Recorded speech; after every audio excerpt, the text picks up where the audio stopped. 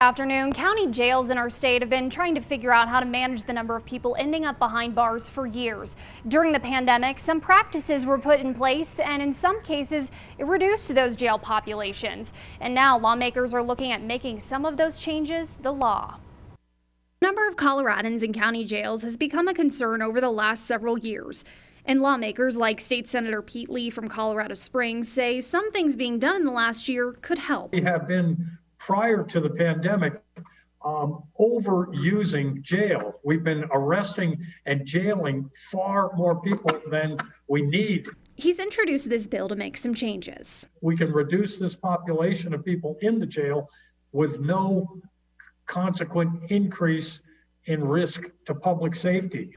Here's what the bill would do. It would let officers issue a court summons instead of an arrest for certain crimes, like misdemeanors and low-level felonies. There are some exceptions. For example, if the crime is under the Victims' Rights Act or if it includes illegal possession or use of a firearm. If an officer believes a person will create a risk to the community, they can arrest them. According to the ACLU of Colorado, these steps taken during the pandemic have reduced jail populations by about 46% during the height of the pandemic. But there are concerns. What you're hearing is, I don't think this bill is necessary at all. I just don't.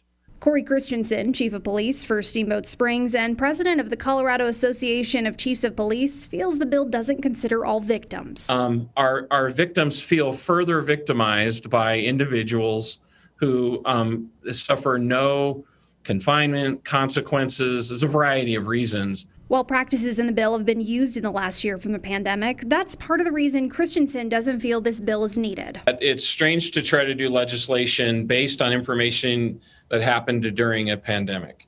Senator Lee says because of the pandemic, there's proof the changes work. The bill has already seen a few amendments, including when it comes to including victims' rights crimes and other aspects. This bill is actually being discussed in committee right now. Another part of it would eliminate the use of cash bonds for certain offenders. This is another one of those amendments they've made, and instead offer a personal reconnaissance, or PR bond. This includes when someone fails to show up for court, unless they repeatedly fail to show up 3 or more times. We'll let you know what happens.